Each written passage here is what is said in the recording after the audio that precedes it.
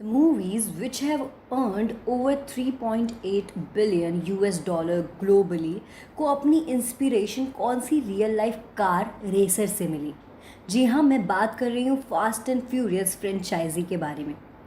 जहाँ ninth part फिलहाल अपने पोस्ट प्रोडक्शन स्टेज में है, चलिए जानते हैं कि आखिर ये फिल्म की कहानी किस real life car racer group की स्टोरी से इंस्पायर्ड है। चलिए शुरू करते हैं, आखिर फास्ट एंड फ्यूरियस फिल्मों को शुरू कैसे किया गया था। हेलो दोस्तों, मैं हूँ निशी तनवर बॉलीग्राज स्टूडियो से आप सभी के साथ एक बार फिर से। तो बात करते हैं one and only most famous franchise fast and furious के बारे में। फास्ट एंड फ्यूरियस फ्रेंचाइजी एक बहुत दिलचस्प मोड़ पर है, क्योंकि हम अब वेट कर रहे हैं for the ninth and the second last film in the series and for its proper ending. और फ्रेंचाइजी की इस फिल्म को देखने की एक्साइटमेंट पीक पर है, जो उन्हें इसीलिए लास्ट और फाइनल चैप्टर की तरफ लेकर जाती है। The 19th anniversary of the original fast and furious movie reveals कि ये सीरीज़ कितनी आगे बढ़ चुकी है, from street racing to crazy international heist. बहुत कम लोग जानते हैं कि the film first had its roots planted firmly in the very real and very illegal culture of underground racing, especially the racing culture that dominated the uptown Manhattan streets in the 1990s, that a Vibe magazine article called Racer X brought to the light. ये article लिखा था can ली ने in the may 1998 issue of vibe. Vibes 1998 story उन कुछ चीज़ों में से है जिसने मूवी को इंस्पायर किया। It's very much worth read nearly 20 years later also. The story follows driver Rafael Atavis and the world of illegal street racing, जिसे उसने अपना घर बना लिया। Although पहली फिल्म को आए almost 2 decades होने वाले हैं, still the scene is very familiar to us. A black Nissan 300 ZX and a white Mitsubishi Starion pull on the starting line are shown in the film. As the sun shines on the nearby river, the sound of honking horns and the screaming drivers हमें आई ही रही होती है, और entry होती है हमारे heroes की with a blast of 2 engines reviving for takeoff. A Latin dude in a yellow shirt stands in the middle of highway and raises his hands. It sounds like a scene straight out of the start of any of the Fast and Furious films, which always kick off with a race. Racer X tells the story of street racer Rafael Atavis from Washington Heights and how do Atavis transitions into the sport of drag racing. Atavis, who was 30 at that time, was considered a leader in the growing mass of speed addicts जो जी रहे थे on the dark side of streets and race tracks around Manhattan. These were not the places that the Chevy and Mustang crowd hung out either. This was the place जहाँ हमें Japanese cars getting ready for races and big car import chain systems. The article also talks on the popularity of Japanese import car customization and the operations in the place to crack down on New York City street racing. ये हमें fast and furious film में काफ़ी evidently नज़र आता है। The excitement of going fast is like nothing else. It is not just the race. इन लोगों के लिए this is their drugs. This keeps them on fire to get ahead in life. Atavis carried himself with a swagger style that made him seem larger than life. Drag racing is what he explained. If you bring a knife and I bring a machine gun, you're dead. That's it. Big follower of TV's The Dukes of Hazzard, Atavis found inspiration in the stunts and perpetual evasion of the cops. उसने school से 16 साल की उम्र में drop out कर लिया था in order to pursue cars without any distractions. He started to make his living by working in various garages. और वो बेहतर होता गया और अपने कार्स के शौक की तरफ बढ़ता गया. He was fast. Sounds familiar. हम सब जानते हैं this kind of racing wasn't going to escape the notice of the local police for long. और अगर ड्राइवर्स के पर्सपेक्टिव से सोचा जाए, we realize it's just illegal street racing which could only take them so far. और यही वो जगह है जहाँ Ethevis story splits off from the Fast and Furious plot, और इसका रिजल्ट था drag war, the tristate's first import street drag held at the Atco raceway in New Jersey. It was a legal and sanctioned event. Sponsors like Pennzoil and HKS USA were there. Magazines like Turbo and Super Street covered it, और thousands की gathering में लोग वहाँ देखने के लिए आए थे. ये चीज़ें जहाँ फिल्म हमें अलग नज़र आती है. रेस वॉज अगर एक सैंक्शनड इवेंट होता तो मेकर्स को कई चीज़ों का ध्यान रखना पड़ता, Was anyone wearing helmets, fire suits, properly safety equipments? It didn't seem that way. It was just Johnny Tran hating on people and taking their pink slips. Atavis became the fastest Honda car racer on the East Coast that day with a record of 10.61 seconds. ये reaction overwhelmingly positive रहा. तो ये journey है कैसे एक illegal sport emerge होता है अपने हीटअप स्पिरिट की वजह से एक प्रॉपर स्पोर्ट्स इवेंट में, कुछ ऐसे. एटिविस जल्दी ही ऑटो इंडस्ट्री का एक फेमस पर्सनालिटी बन जाता है. Reporters line up to shake his hand और उनके इंटरव्यूज़ का वेट करते नजर आता है. He needed to follow the race circuits और इसीलिए उन्हें बड़े ब्रांड्स के एडवर्टीजमेंट मिलने लगे for promoting the race cars. If Ativis is lucky he will head to Cali where the big boys will be waiting to take a crack at him. It's the first time of a legal career in the growing in terms of cars, adrenaline charged sport of import drag racing. And it's making him misty-eyed today. I said I would do it and then I did it, Atavis says proudly in the article. 2001, the Fast and Furious followed an LAPD officer, Paul Walker, who went undercover into the world of illegal street racing to join the ranks with a well-established racer Vin Diesel and find the culprit at the center of an elaborate ongoing heist. The film, produced on an estimated $38 million budget, went on to make $207.3 million worldwide. This is and will be the eventually of all underground races of any kind, unless they die out or are stopped by the police first. It may look glamorous in the movies, but the real life consequences are too much to bear. Universal featured Racer X on a feature-loaded Fast and Furious disc that came out in 2002. Director Rob Cohen reveals he was inspired to make the film after hearing about the article and subsequently watching a race in Los Angeles. As a result, Cohen convinced Universal to make the film and the studio bought the rights to the film from Lee.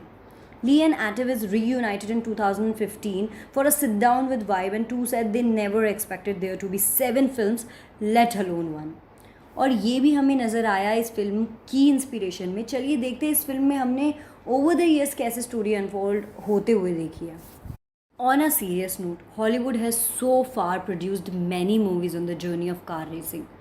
Are stories जो cars के around revolve होती है, जैसे the first auto in 1927, about the transition from horses to cars for transportation and the rift it causes in a family, death drives through 1935, Dodsworth 1936, The Magnificent Ambersons 1942, The Big Wheel, Need for Speed 2014, to name a few big successes of Hollywood.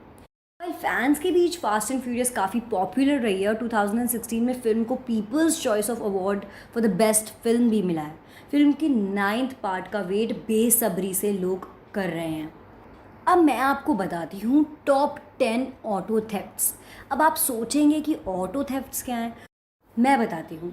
Auto theft और motor vehicle theft is a criminal offense, जैसा कि हम सबको पता ही है, in which the culprit steals और attempts to steal a motor vehicle. United States and India lie amongst the most famous places where auto thefts have taken place. In 2012, an estimated number of 7,21,053 auto thefts took place. Also Bulgaria अपने auto thefts के लिए भी बहुत famous है, with expert Bulgarian thieves. अब क्योंकि बात कर ही रहे हैं मोटर व्हीकल थेफ्ट्स की, तो जानते हैं उन 10 ऑटो थेफ्ट्स के बारे में जो सबसे क्रेजी रहे हैं अब तक. तो सबसे पहले मैं बात करूंगी the racing cars, Bugatti Warren, grand sport and police vehicle. It's a case of 2011 basically, which took place in Germany when 2 Polish guys were arrested after stealing 2 luxury cars in Switzerland.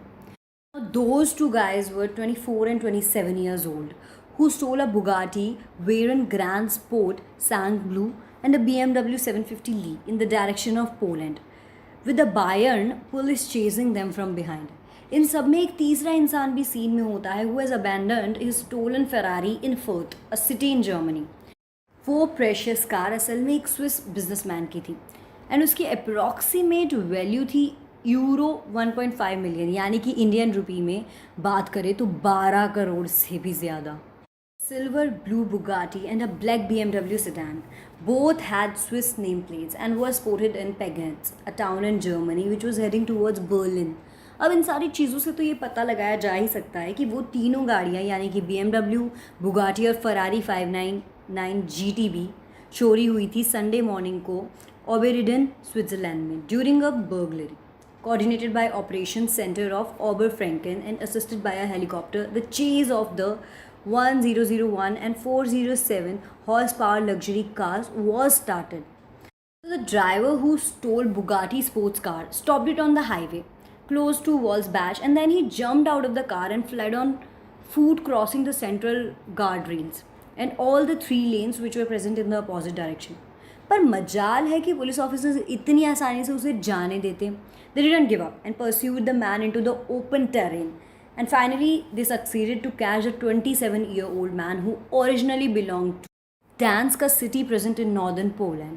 In the meantime, the forces kept their search on for the black BMW 7 Series on the B2 near Kreuben, a town in Germany. 24-year-old driver from Elblag very quickly realized the futility of his situation. Given the police presence that had surrounded him, he was arrested without resistance and large BMW sedan was assured. पर Ferrari 599 GT Monday तक missing ही रही.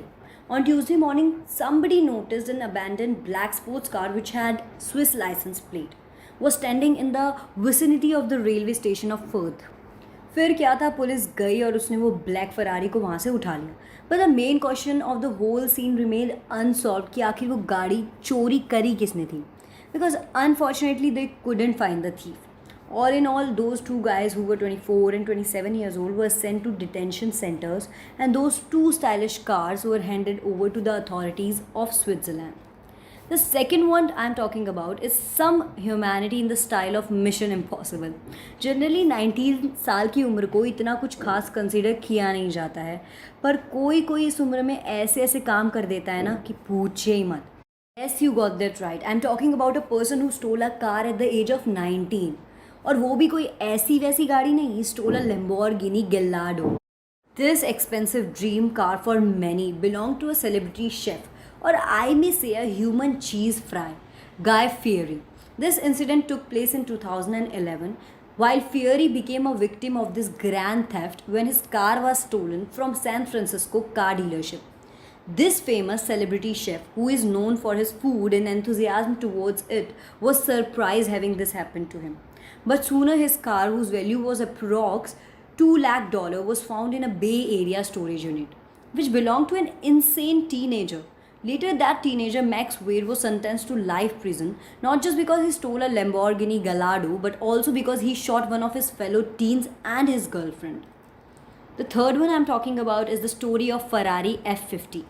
Tom Baker, an airline pilot who had his immense love for many things including cars, especially Ferrari, always knew that he couldn't afford own one. अब लेकिन शौक भी है तो उन्हें पूरे करने की जिम्मेदारी भी ले रखी है खुद ही. So what else does someone expect after this except for a theft? So he decided to live his dream in an illegal way and started with small auto thefts. His big one was when he stole a Ferrari F50 from Pennsylvania in 2003.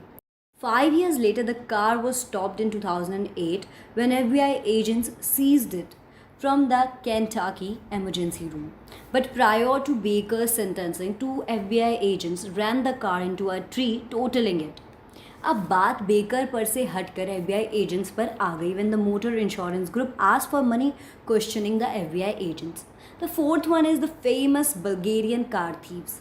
Bulgaria is a place जहाँ पर stolen गाड़ियाँ लाई जाती हैं, उनको repair किया जाता है denting painting करके. They are transformed with a new number plate and every minute detail to look like a new one. That's the reason why a bunch of people are also famous in here for auto thefts, known as Bulgarian car thieves. They're also recognized as world's best and fastest thieves who actually take just 10 to 20 seconds to unlock a car. They proceeded with their thefts after organizing sex parties in France and Spain, thereby stealing the vehicles of the guests. They fit GPS tracker in that luxurious car, make a copy of the key, sell it to the drug traffickers, and after getting it loaded, they proceed to nick the car and goods. Police ये भी मानती है कि David become की double armour plated BMW भी इन्हीं Bulgarian thieves ने चोरी की थी. Fifth, internet found the stolen Beetle. A man got his Beetle back by the tweets and social media voices raised by the people. His VW Beetle, which was with him since 20 years, was stolen. and he cried his heart out throughout the internet, making it rather a public event. After several days, when he begged for help, one of the very genuine people posted 4 photographs of that car, but unfortunately unaddressed. Sooner or later, the cops helped him find it. Through the beetle had its eye gouged out, its hood and deck lid battered, its bumpers mangled, roof rack stolen, radio gone, and the entire engine brutally extracted. Still, he could only think about how amazing and wonderful people are here on the internet, which helped him find his car. Internet में ताकत तो होती ही है was all that he could imagine. Next is 1.6 million US dollar car theft ring. The auto theft ring, which operated out of the city of Hamilton, targeted mainly rental cars, police alleged. 4 people were charged after police busted an alleged $1.6 million car theft ring that spanned across southern Ontario. They used the stolen cars to export them out of the Canada with high duties on them. The next one I'm talking about is stolen and sold in the same town. A DeLorean was stolen from the owner's yard in Morgan Hills. It was a newly bought DeLorean as it had approximately only 636 miles run on it. And unlike most other DeLoreans, it didn't have a stainless finish, rather a black paint, which made it to be highly identifiable and distinctive one. जिस इंसान ने इस गाड़ी को चोरी किया था उसने एक एडवर्टाइजमेंट प्रिंट कराया था which had the exact same details as this one. A man who knew that the same car was stolen contacted this guy to buy this one. जब वो गया तो उसकी नज़र पड़ी उन 3 digits पर which said 636 miles, and this made him sure that the car which he had in front of him was the same DeLorean which was stolen. The 8th one is Aston Martin DB5 theft. The famous Aston Martin DB5, which has always earned the title of the most famous car of this world, was featured in Goldfinger, the famous movie. तभी से ये उस film की एक prominent features में से एक बन गई थी और साथ ही में इसको ड्रीम कार का स्टेटस भी मिल चुका था. But after that it suddenly went missing. DB5 was turned into DB216/1 and was later known as the Effects car, which was stolen in 1997 from an airport hangar in Florida, where it was stored. Since then, it has been years that no one has really seen that car, and also it was then believed that people lost their dream car forever. The 9th one is car theft for airbags. A reputed Genoese crime family who had murder charges on them was held for car thefts as well. They would accept orders for car parts from body shops throughout the city, then direct a crew of thieves to steal a specific type of vehicle and accept a vehicle from owners who were looking to report it stolen to collect the insurance money. The vehicles were dismantled at the yard and the parts resold to body shops who charged unsuspecting customers full retail prices. This family was actually famous for stealing cars and then selling their airbags at much higher prices than expected. The last one I'm talking about is police SUV stolen. A 31-year-old guy named Michael John stole Charles Parish Sheriff's Office SUV and then made them chase him to New Orleans. Michael was caught when he walked into a convenience store in New Orleans, जिस पे detectives ने पहले से ही नज़र रख रखी थी. Deputies said that they were sent to that location in order to find a suspicious car where they found John, who was shooting up heroin while sitting in the police SUV. हालांकि हर चोर की तरह उसने भी भागने की कोशिश की, बट अनफॉर्चुनेटली और maybe fortunately he was caught in handcuffed. Later on उसको डिटेन कर दिया गया with the charges of moto theft. तो ये थे हमारे टॉप 10 ऑटो थेफ्ट्स. अब मैं आपको लेकर चलती हूँ बताने कि टॉप 10 रेसिंग कार इवेंट्स कौन से हैं वर्ल्ड में. तो सबसे पहला है मोनाको ग्रैंड प्रिक्स F1, 1929 से चली आ रही मोंटे कार्लो की सड़कों पर फॉर्मूला. मोनाको ग्रैंड प्रिक्स शुरुआत से ही अपनी तरफ लोगों को अट्रैक्ट करते हुए आ रहा है. ये एक ऐसा इवेंट है जो हर साल क्लब डी मोनाको ऑर्गेनाइज कराता आ रहा है. ये रैली या racing event French Riviera principality of Monaco और साउथ ईस्ट फ्रांस में टेक प्लेस करती है. अगर रेसिंग के नज़रिए से देखा जाए तो इस रेसिंग इवेंट में सब कुछ मिलेगा जो ज़रूरी है. स्टार्टिंग पॉइंट पर ही ऐसी चीज़ें अवेलेबल रहती है जो शायद प्रिडिक्ट भी नहीं की जा सके, जिसमें mainly dry tarmac, wet tarmac, snow और आइस, ये सब चीज़ें होती हैं. Next is Indianapolis 500। इसके पहले रेस 1911 में हुई थी। ये रेसिंग का एक ऐसा फॉर्म है जो अमेरिकन ओपन व्हील रेसिंग को डिपिक्ट करता है और बिजनेस इनसाइडर का इस रेस के लिए कहना है कि फास्टेस्ट रेसिंग सीरीज है ये अमेरिका में। इस रेस में ऑल टोटल 200 लैप्स होते हैं जिसमें काउंटर क्लॉकवाइज घूमना पड़ता है इंडियानापोलिस मोटर स्पीडवे के around. Winners traditionally kiss the brick finish line as the Venus was one paved in all the bricks and also is presented with a gift which is a bottle of milk. Third is Pikes Peak Hill Climb. 1916 में इसका पहला race event हुआ था। इसे race of the clouds के नाम से भी जाना जाता है। यहीं सारे होने वाली हेल्थ में सबसे बड़ा हिल क्लाइंब रेस है। ये second oldest motor sports race है जो यूएस में हुई थी और एक लॉन्ग स्टैंडिंग ट्रेडिशन भी थी। 12.42 mile course with 156 turns that begins at 9,390 feet and finishes at the 14,115 foot summit of America's mountain Pikes Peak. Broadmoor Pikes Peak International Hill Climb जैसा और कोई रेस कोर्स नहीं है पूरी दुनिया में, इसलिए उन रेस क्रूज को बहुत अट्रैक्ट करता है जो अच्छा अमाउंट स्पेंड करने को तैयार हैं और कई महीने प्रिपरेशन करने के लिए ताकि वो किंग ऑफ माउंटेन कहला सकें। इसे इनफैक्ट द डेविल्स प्लेग्राउंड भी बोला जाता है और इस रेस को जीतने के लिए काफ़ी डेडिकेशन और गट्स की ज़रूरत होती है। The next one is 24 hours of Le Mans. 1923 में 24 आवर्स ऑफ ली मैन्स पहली बार ऑर्गेनाइज हुआ था। इसे grand prix of endurance and efficiency भी कहा जाता है। ये रेस जून में होती है और मिड आफ्टरनून के वक्त स्टार्ट होती है और फिनिश अगले दिन उसी वक्त होती है जब स्टार्ट हुई थी। ये एक 24 आवर कॉम्पिटिशन है जिसमें ड्राइवर्स को 3 बार रेस्ट लेने का ऑप्शन होता है जिसमें वो खा पी कर और रेस्ट ले सकता है। इस रेस में 3,110 माइल्स कवर करने होते हैं 24 आवर्स में। Next one is डायटोना 500। डायटोना 500 NASCAR के शानदार कार रेसिंग इवेंट्स में से एक है। ये उस साल हुई रेसेस में से पहली रेस है जो सीरीज़ में गिनी जाती है। डायटोना 500 सबसे पहली बार 1959 में हुआ था जो NASCAR के बर्थ प्लेस पर लोकेटेड है, डायटोना बीच, फ्लोरिडा। ये रेस 500 माइल्स लंबी है और फेब के एंड में होती है। The Daytona 500 is one of the 4 restricted plate races on NASCAR's calendar. Given both safety and competitive concerns for the long track and its famous 31-degree banking in its 4 corners. इस race के 7 बार Richard पेटी winner रह चुके हैं। The next one is underground street racing. Street racing काफ़ी लंबे time से चली आ रही है और ये बहुत पॉपुलर भी है मियामी, यूएस और जापान में। इन जगहों पर ऐसी रेसेस के लिए हिडन नेम्स और लोकेशंस यूज़ किए भी जाते हैं। पकड़े जाने के चांसेस भी रहते हैं बट स्टिल हिडन रेसर्स को ये बहुत फैसिनेटिंग लगता है। The next one is Japan underground racing. Japan अपनी अंडरग्राउंड रेसिंग के कल्चर के लिए फेमस तो है ही, लेकिन उसके पीछे जो सबसे बड़े फेमस पर्सनालिटी है जिसने इस कल्चर को प्रमोट किया वो है कैची टूशिया। ये एक फिनोमिनल रेसर है जिन्होंने 24 आवर्स ली मैन्स 2 बार जीती है। इन्हें ड्रिफ्ट किंग के नाम से भी जाना जाता है। The number 1 Japanese racing I am talking about is tug racing. Tug Japanese में ड्रिफ्ट को बोला जाता है। ये बेसिकली माउंटेन पास के लिए यूज़ होता है।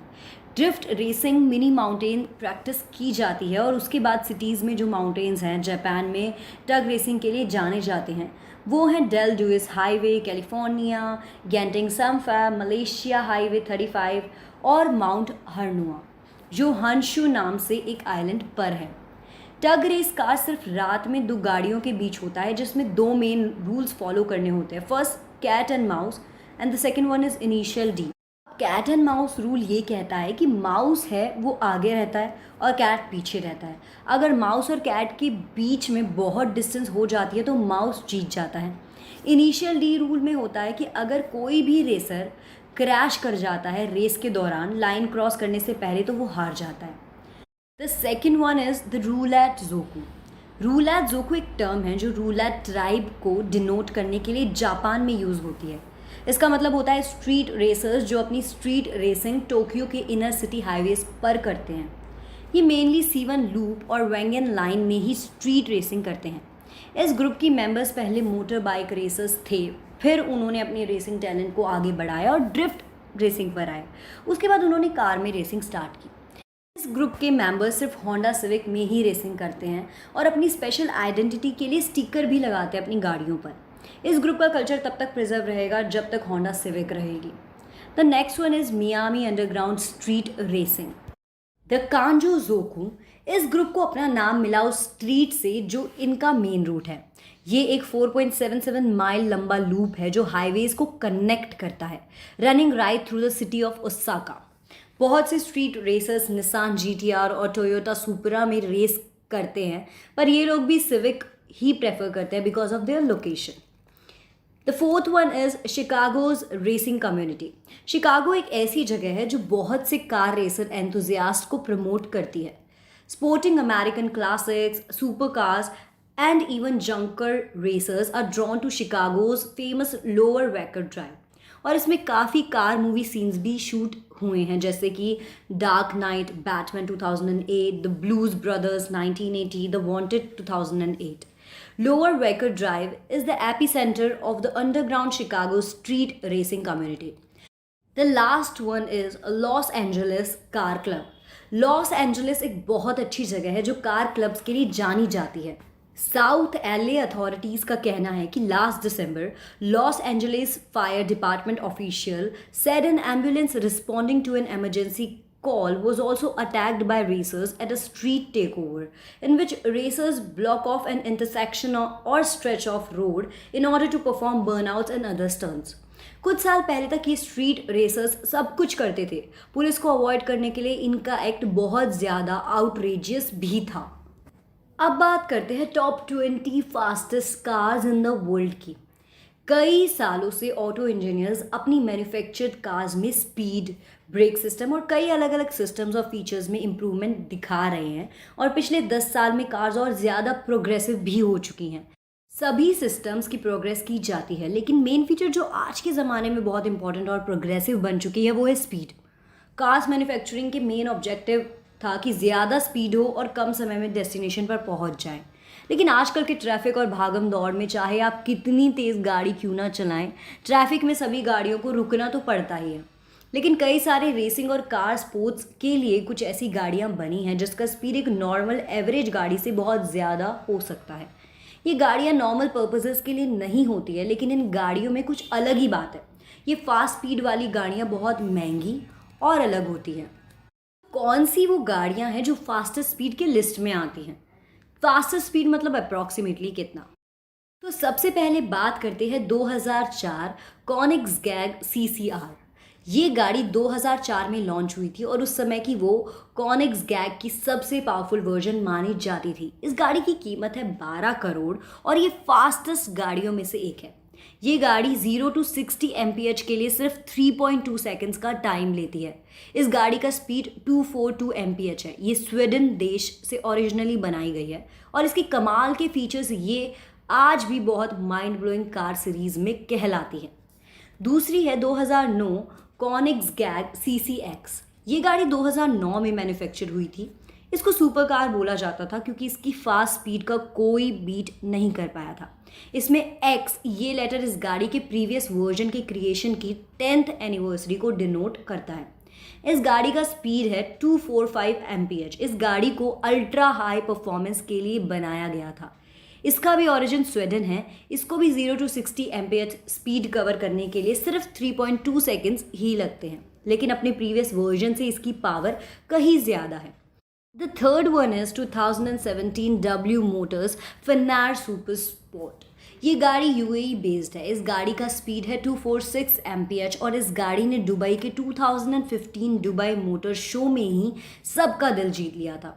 तब से सोशल मीडिया पर इस गाड़ी के बारे में काफ़ी बहुत ज़्यादा हाइप्ड ऑडियंस है और रिव्यूअर्स बात भी कर रहे हैं। इस गाड़ी का 0 to 60 mph कवर करने का टाइम सबसे कम है, सिर्फ 2.5 सेकेंड्स। ये एक लोकली बिल्ड सुपर कार मानी जाती है। इस गाड़ी की वैल्यू इतनी बढ़ गई कि इस गाड़ी को अर्ली प्रोडक्शन 1/4 बढ़ाना भी पड़ गया था। Fourth one is 2005 Saleen S7 twin turbo.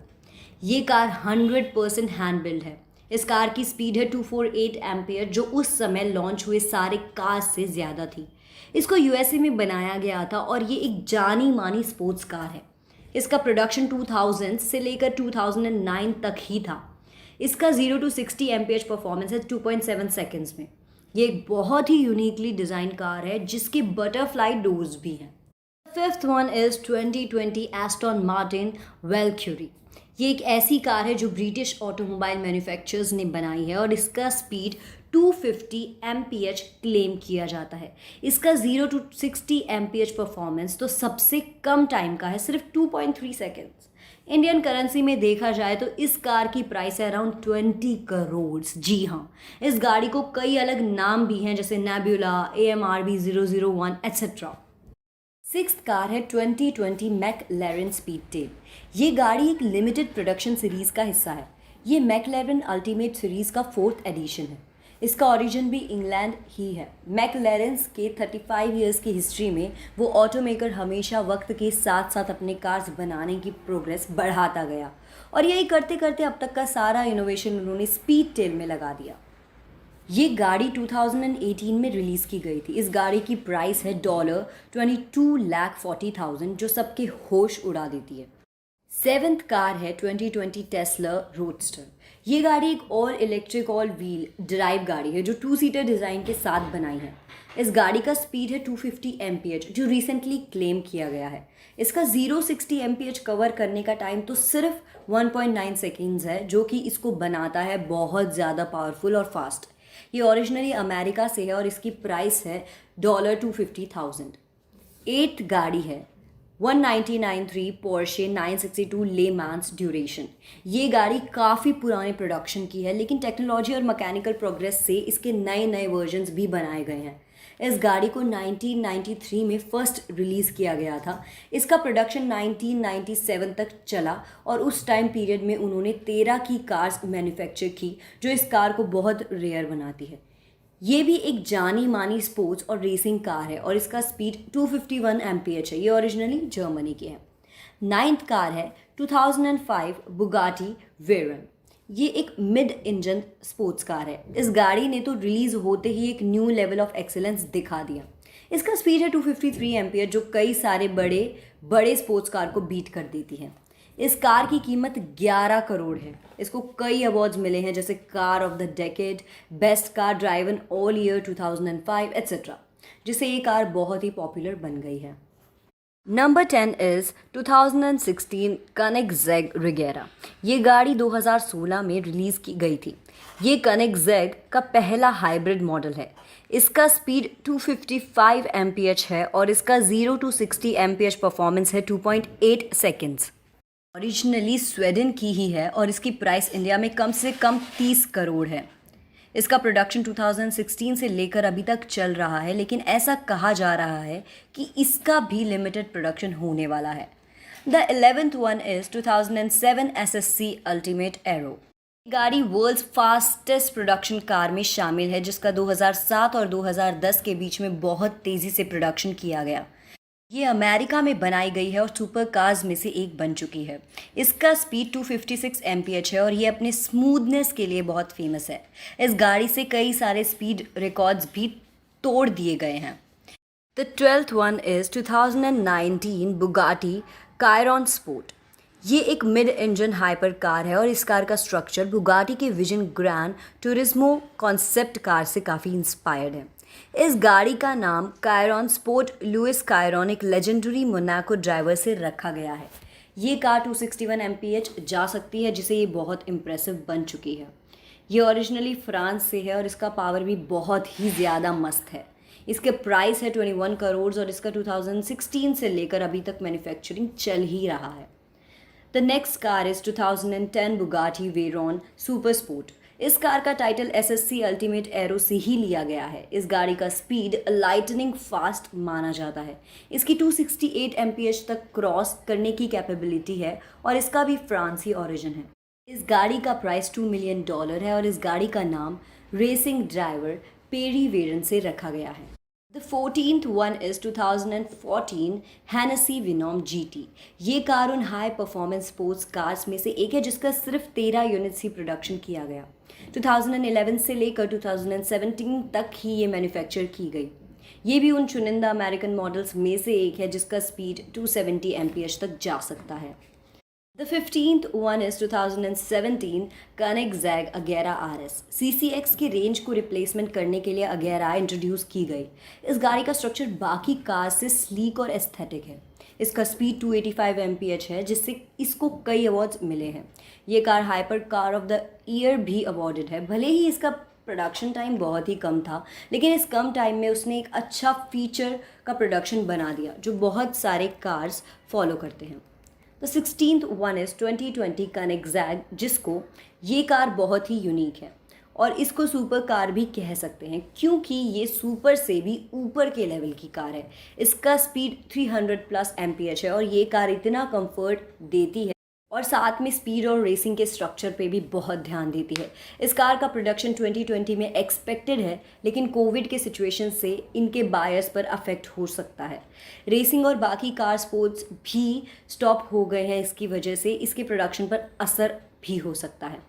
The 17th one is 2020 SSC first. ये कार स्पेशली डिज़ाइन की गई है उसी डिज़ाइनर से जिसने प्रीवियसली फरारी और मज़राटी डिज़ाइन की है। इसका नाम 2020 टुआट्रा भी है। ये अमेरिकन मॉडल है। इसका प्राइस $19 लाख 1000 है और इसका स्पीड 300 एम्पियच से भी बढ़कर है। इसका 0 to 60 एम्पियच टाइम है 1.9 सेकेंड्स, जो इसको बहुत ही एक्सेप्शनली फास्ट बनाता है।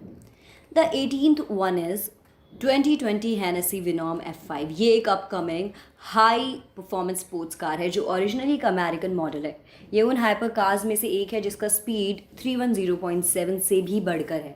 इसका प्रोडक्शन अभी शुरू हुआ नहीं है, लेकिन इतना ज़्यादा स्पीड और अलग अलग फीचर्स देने वाली ये गाड़ी जल्दी प्रोडक्शन में आ जाएगी। The 19th one is 2020 Bugatti Chiron super sport. इस कार की असेंबली फ्रांस में की गई थी और ये 2016 से लेकर अब तक प्रोड्यूस हो रही है। कार की 304.7 एम्पियर्स तक कैपेसिटी है। 2017 में इस कार ने fastest 0 to 400 km per hour acceleration time का रिकॉर्ड ब्रेक किया है। इस गाड़ी ने 3.2 किलोमीटर का डिस्टेंस केवल 41 सेकेंड में कवर करके और भी काफ़ी रिकॉर्ड्स ब्रेक किए हैं। इस गाड़ी की कॉस्ट है $3.87 million. The 20th and the last one is 2020 Devil 16। ये एक ऐसी हाइपर कार है जिसने बुगाटी हैनेसे को जम के टक्कर दी। इसका पावर 5000 HP से ज़्यादा है जो नॉर्मल स्पोर्ट्स कार का 1600 HP तक ही जा सकता है। उसका टॉप स्पीड 350 तक जाता है। इसका ओरिजिन UAE है, लेकिन इसके फीचर्स ने पूरी दुनिया भर में धूम मचाई है। इसको देखकर ऐसा लगता है कि ये एक फ्यूचर हाइपर कार है जिसने एक नया लेवल ही सेट कर दिया है। तो ये तो थी हमारी 20 most fastest cars in the world. अब आप ज़रा मुझे ये बताइए कि किसने सोचा था कि एक कार रेसिंग फिल्म जिसका बजट मुश्किल से $40 मिलियन है, जिसमें लीड रोल्स में ऐसे 2 एक्टर्स हैं जो स्क्रीन पर दिखते तो थे लेकिन सिर्फ सपोर्टिंग रोल्स में, दुनिया के सबसे बड़ी फिल्म फ्रेंचाइजी में से एक बन जाएगी।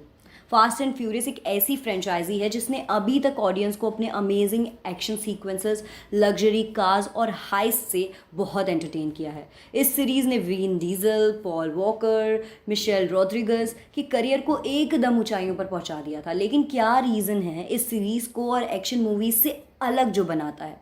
वो है इस मूवी के कैरेक्टर्स। एंड फ्यूरियस के कैरेक्टर्स हमें इंस्पायर करते हैं to be someone we always wanted to be, चाहे डॉम हो, ब्रायन या फिर लेटी। वी जस्ट लव देम और कहीं ना कहीं हम भी ऐसी फैमिली का पार्ट बनना चाहते हैं। लास्ट फास्ट एंड फ्यूरियस 2017 में रिलीज़ हुई थी और 2001 से ये मूवीज़ हमारे दिल में जगह बनाए हुए हैं। तो चलिए आपकी मेमोरीज रिफ़्रेश करने के लिए ले चलते हैं फास्ट एंड फ्यूरियस की दुनिया की अमेजिंग जर्नी पर। 2001 में I the Fast and furious इस फ्रेंचाइजी का पहला पार्ट थी। इस फिल्म ने फ्रेंचाइजी के 4 कैरेक्टर्स यानी डॉम, लेटी, मिया टोरेटो और ब्रायन इंट्रोड्यूस किए थे, जो बाकी सारी फिल्म्स में भी नज़र आते हैं। फिल्म्स की कहानी शुरू होती है जब LAPD ऑफिसर ब्रायन ओ कॉनर यानी पॉल वॉकर को एक अंडर कवर ऑपरेशन के लिए भेजा जाता है इलीगल स्ट्रीट रेसर्स के पास, ये पता लगाने के लिए कि आखिर वो कौन है जो शहर में हो रही इतनी सारी ट्रक हाईजैकिंग्स के पीछे हैं। और वो स्ट्रीट रेसर है विन डीजल खुद, यानी डोमिनिक टोरेटो। डॉम इसके अलावा एक गैरेज और ग्रॉसरी स्टोर भी चलाता है अपनी बहन मिया के साथ। अब अपने मिशन के लिए ब्रायन डॉम और उसकी गैंग का ट्रस्ट जीतने की कोशिश में लग जाता है ताकि उसे शहर में बढ़ती चोरियों का आइडिया लग सके। After being on the opposite sides of the fence, Dom and Brian की फाइनली फ्रेंडशिप हो जाती है। अब ब्रायन हिस्सा बन जाता है डॉम और लेटी लेड टीम में, जहां वो अपनी ड्राइविंग स्किल्स को यूज़ करता है रॉबरीज के लिए। Brian becomes like a family to them. लेकिन वो जल्द ही रियलाइज़ करता है कि वो दोनों साइड्स से तो नहीं खेल सकता है और डिसाइड करता है डॉम को सब सच बताने का। वो ऐसा करने ही वाला होता है तभी उसका सीक्रेट सबके सामने खुल जाता है। अब डॉम और उसकी टीम अपने बैग्स पैक करके शहर छोड़ जाने की तैयारी में लग जाती हैं। जाने से पहले ब्रायन और डॉम एक आखिरी क्वार्टर माइल रेस करते हैं, लेकिन डॉम को कस्टडी में लेने की बजाय ब्रायन अपनी कार की कीज़ उसे दे देता है and he lets Dom escape. ये कर तो दिया उसने, पर इसके बाद ब्रायन के साथ क्या होगा? Cut to the turbo charge prelude for two fast two furious. बहुत लोगों को ऐसा लगता है कि two fast two furious series का अगला पार्ट है, लेकिन उससे पहले भी आई थी ये शॉर्ट फिल्म। तो अब ब्रायन के पीछे पूरे अमेरिका की पुलिस पड़ी हुई है। हर न्यूज़पेपर और हर न्यूज़ चैनल पर उसी का चेहरा देखने को मिलता है। अब ब्रायन स्ट्रीट रेसिंग किंग बन चुका है और पूरी कंट्री में रेसेस जीता जाता है। पर उसकी विनिंग ट्रायल में रुकावट तब आती है जब ब्रायन की गाड़ी को पुलिस अपने कब्जे में ले लेती है। लेकिन ब्रायन इतनी जल्दी हार मानने वालों में से तो है ही नहीं, और इतनी सारी रेसेस जीत के बहुत पैसा तो उसने कमा ही लिया था, तो बस खरीद लेता है वो नई car, paint it up and races जीतने में लग जाता है और पहुंच जाता है मियामी। अब 2003 की फास्ट एंड फ्यूरियस 2 में ब्रायन अंडरकवर कॉप से मियामी स्ट्रीट रेसिंग चैंपियन में पूरी तरह से ट्रांसफॉर्म हो चुका है। अब वो ल्यूडैकरस यानी तेज के साथ मिलकर अपने सारे कारनामों को अंजाम देता है। लेकिन it all comes to a halt जब मियामी पुलिस डिपार्टमेंट ब्रायन की कार में इलेक्ट्रॉनिक हार्पून फायर कर देते हैं जब वो रेस में होता है। लेकिन एमपीडी सिर्फ ब्रायन को पकड़ने के लिए नहीं पकड़ती है, उनका एक और मकसद होता है इसके पीछे।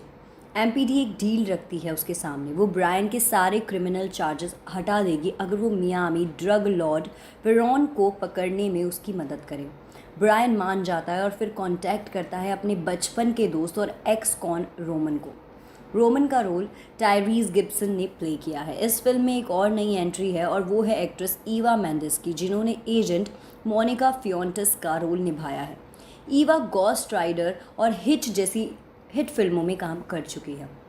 मोनिका की हेल्प से ब्रायन और रोमन वेरॉन को पकड़ने में सक्सेसफुल होते हैं। अब फाइनली ब्रायन के सारे रिकॉर्ड्स क्लियर हो चुके हैं और अपनी आगे की जर्नी के लिए वो खूब पैसे भी मिल जाते हैं। All's well that ends well, right? पर अभी तो कहानी बस शुरू ही हुई है यार। फिल्म ख़त्म हो गई पर डॉम कहीं भी नहीं दिखा, ये क्या चक्कर है? इसका जवाब मैं आपको बताती हूँ।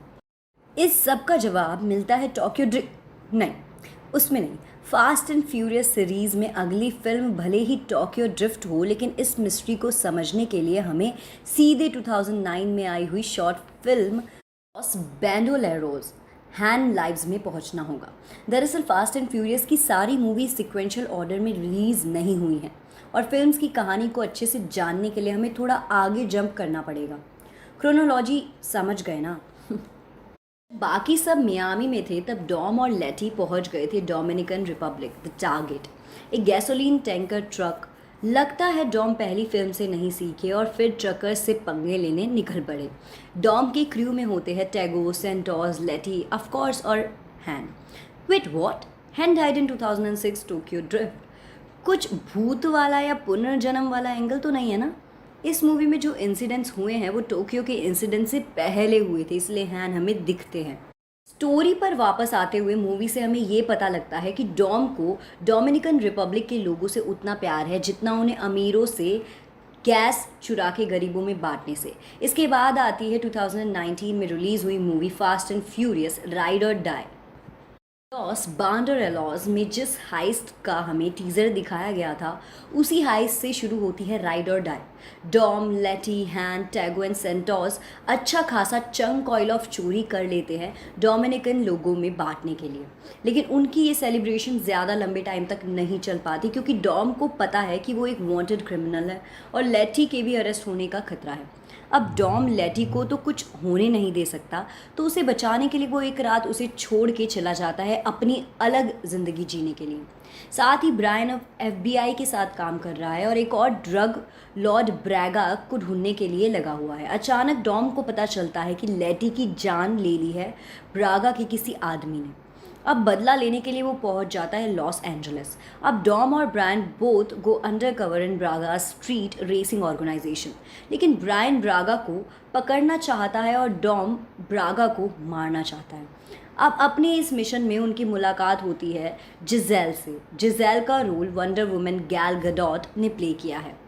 अब डॉम और ब्रायन अपने कॉम्प्लिकेटेड पास्ट को पीछे छोड़ते हैं and they take Braga down. Unfortunately climax में डॉम को एफबीआई पकड़ लेती है और उसे 25 साल की जेल हो जाती है, 25 साल के लिए। फिल्म के एंड में ब्रायन, मिया, लियो और सेंटोस डॉम को जेल से भगाने के लिए आते हैं। फास्ट 5 एकदम वहीं से शुरू होती है जहां पर फास्ट एंड फ्यूरियस ख़त्म हुई थी। डॉम अपनी फैमिली के साथ जेल से भाग जाता है। वहां ब्रायन और मिया पहुंच जाते हैं रियो डी जनेरियो डॉम से मिलने के लिए। मीनवाइल ब्रायन ने ट्रेन से कार्स चुराना शुरू कर दिया है। अब पिछले 2 फिल्म्स की तरह इस फिल्म में भी ड्रग लॉर्ड रिटर्न्स, तो अनजाने में ब्रायन एक ऐसी कार चुरा लेता है जो ड्रग लॉर्ड रेज की होती है। रेज एक रुथलेस ड्रग लॉर्ड है जिसका सिक्का चलता है रियो में। डॉम, मिया और ब्रायन रियलाइज़ करते हैं कि ये एक गोल्डन अपॉर्चुनिटी है रेज से पैसे चुराने की। इतना पैसा तो मिल ही जाएगा कि पूरी ज़िंदगी आराम से निकल जाए। अब इतने बड़े ड्रग लॉर्ड कि यहाँ चोरी करना 3 लोगों का काम तो है नहीं, तो वो बुला लेते हैं अपने पुराने फ्रेंड्स को और रेडी हो जाते हैं 100 मिलियन चुराने के लिए। लेकिन सिर्फ रेज नहीं बल्कि उनका अकेला obstacle enter Luke Hobbs Dwayne Johnson, एक एजेंट जिसे बहुत टाइम से तलाश है एफ फैमिली की। उनकी फास्ट एंड फ्यूरियस राइड में एक और मेंबर जुड़ जाता है और वो है real life God of thunder यानी क्रिस हेम्सवर्थ की वाइफ एल्सा पैटिकी, जिन्होंने रियो पेट्रोल ऑफिसर एलेना का रोल किया है। एलेना की आंखों में सिर्फ बदला है जो उस रईस से लेने को, क्योंकि उसने एलेना के हस्बैंड को मारा था। पूरी मूवी पैक्ड है डॉम और हॉब्स के दमदार फाइट सीन से, लेकिन दोनों को साथ में काम करना पड़ता है after Reyes kills every member of Hobbs team. Reyes से चुराने में डॉम और उसकी फ्रेंड्स सक्सेसफुल होते हैं और वो भी बिना किसी गलती के। हॉब्स उन्हें 24 घंटे का टाइम देता है सेलिब्रेशन के लिए और फिर शुरू हो जाती है मस्कुलर रैट और मस्कुलर माउस की रेस। फास्ट 5 की फैमिली अब मिलीनियर बन चुकी है फास्ट एंड फ्यूरियस 6 में। Brian and Mia raising their son Roman और तेज के पास अपनी डम प्रैंक्स के लिए खूब पैसे आ चुके हैं and Dom has found new love with Elena. सब अच्छा चल रहा है तो प्रॉब्लम क्या हो सकती है, राइट? लेकिन उड़ती उड़ती एक खबर आती है कि डॉम की एक्स लवर लेटी जिंदा है। लेटी फास्ट एंड फ्यूरियस के एक्सप्लोजन में बच गई थी, पर अब वो सब कुछ भूल चुकी है और अब सिर्फ मूवी के विलन ओवन शॉन यानी ल्यूक एवांस के इशारों पर चलती है। बहुत सारी रेसेस और एक्शन सीन्स के बाद डॉम फाइनली लेटी को कन्विंस कर लेता है कि शॉ उसे मैनिपुलेट कर रहा है और उसे टीम में फिर से ज्वाइन करने के लिए कन्विंस कर लेता है। लेकिन लेटी अकेली डबल एजेंट नहीं है। हॉब्स की पार्टनर राइली सीक्रेटली शॉ के साथ काम कर रही होती है और हॉब्स को धोखा देने का सही मौका ढूंढ रही होती है। अब शुरू होती है सबसे jaw dropping fight between fast family and Shaw. Fast 5 को बचाना है शॉ को सीक्रेट गवर्नमेंट टेक्नोलॉजी चुराने से। शॉ तो रोक लिया जाता है, लेकिन इस फाइट में जिज़ेल हैन को बचाने के लिए जान दे देती है अपनी। Hearts broke when this scene happened. Fast family के सारे क्राइम्स को गवर्नमेंट माफ़ कर देती है और वो फिर से वापस एलए चले जाते हैं। अब वापस आते हैं उस फिल्म पर जिसे छोड़ा था, टोक्यो ड्रिफ्ट। गिज़ेल की डेथ के बाद हैन चला जाता है टोक्यो में स्ट्रीट रेसिंग के लिए। ये फ्रेंचाइजी एक लौती ऐसी फिल्म है जिसमें ना तो विन डीजल और ना ही पॉल वॉकर है। मूवी की स्टोरी हाई स्कूल गाय सीन बॉसवेल की अराउंड है, जिसे टोक्यो अपने फादर के साथ रहने के लिए भेजा जाता है, क्योंकि सीन के स्ट्रीट फेसिंग का शौक की वजह से यूएस में तो उसे काफ़ी प्रॉब्लम्स फेस करनी पड़ती हैं। टोक्यो में सीन मिलता है हैन से। हैन सीन को ड्रिफ्टिंग कैन के नए नए तरीके सिखाता है, यहाँ तक कि उसे कार भी लोन पर दे देता है। और ये सब डीके यानी ड्रिफ्ट किंग को हराने के लिए, जो क्राइम बॉस यजुका का नेफ्यू है। हैन की ट्रेनिंग तब इंटरप्ट होती है जब डीके और उसके अंकल हैन के गैराज में अटैक कर देते हैं। उसी चेज़ में हैन को एक मोटरिस्ट बहुत बुरी तरह से हिट करता है और उसकी कार तुरंत बॉल ऑफ फायर में कन्वर्ट हो जाती है। सीन अपने टीचर की डेथ का बदला लेने के लिए डीके को चैलेंज करता है, जिसमें वो डीके को हरा देता है और नया ड्रिफ्ट किंग बन जाता है। लेकिन फाइनल सीन में डोम वापस आता है सीन से रेस करने को और उसे बताने के लिए कि हैन वॉज फैमिली। अब सीक्वेंस के हिसाब से देखें तो आता है फास्ट एंड फ्यूरियस 6 का पोस्ट क्रेडिट सीन। उस सीन में ऑडियंस को वापस ले जाते हैं हैन की ट्रेजिक डेथ पे। लेकिन सीन में एक और मिस्टीरियस आदमी जुड़ गया है जो हैन की पूरी चेज़ को पुलिस स्कैनर पर देखता है। वो स्ट्रेंजर है जेसन स्टैथम, जो डॉम को फ़ोन करता है एक मैसेज के लिए, Dominic Toretto you don't know me but you will. ये कहते ही हैन की कार एक्सप्लोड हो जाती है और सीरीज़ के सारे पीसेस एक साथ जुड़ जाते हैं। अब हम सब पहुंच गए हैं अपनी फाइनल डेस्टिनेशन फ्यूरियस 7 पर। फैमिलीज़ एक बहुत ही इंपॉर्टेंट पार्ट है फास्ट एंड फ्यूरियस यूनिवर्स का, लेकिन bad guys have a family too. और इस केस में ओवन शॉ का एक मीन ओल्ड ब्रदर डेकार्ड यानी जेसन स्टैथम की एंट्री होती है। डेकार्ड ही वो आदमी है जिसने हैन को मरवाया था। हैन की डेथ की न्यूज़ सुन के फास्ट फैमिली ढूंढने लग जाती है डेकार्ड को। गॉड्स आई एक हैकिंग टूल जिससे हर किसी को ढूंढा जा सकता है, उसकी हेल्प से वो शॉ कहाँ है पता लगा लेते हैं। फिर आती है बहुत सारी फाइट सीक्वेंसेस, जिसके बाद फाइनली फास्ट फैमिली शॉ को जेल भिजवा देती है और हैन की डेथ का बदला ले लेती है। पॉल वॉकर की रियल लाइफ डेथ की वजह से उन्हें रिटायरमेंट लेते हुए दिखाया गया है as he rides off into the sunset with Mia and their son. इसके बाद फास्ट एंड फ्यूरियस यूनिवर्स का एक spin off Hobbs and Shaw भी रिलीज़ हुआ था। 2001 में मूवी का 9th सीक्वल रिलीज़ होने वाला है and 10th sequel is now in the making. तो ये थी फास्ट एंड फ्यूरियस के बारे में कुछ खबरें, कुछ कार्स के बारे में। ऐसी ही कुछ नई नई इंटरेस्टिंग खबरों के लिए बने रहिए हमारे चैनल बॉलीग्राड स्टूडियोज़ के साथ। मैं निशी तनवर बॉलीग्राड स्टूडियोज़ से आप सभी को बाय कहती हूँ। तो हमारे चैनल को सब्सक्राइब ज़रूर करें, वीडियो को लाइक करें, शेयर करें, कमेंट करें। Bye bye.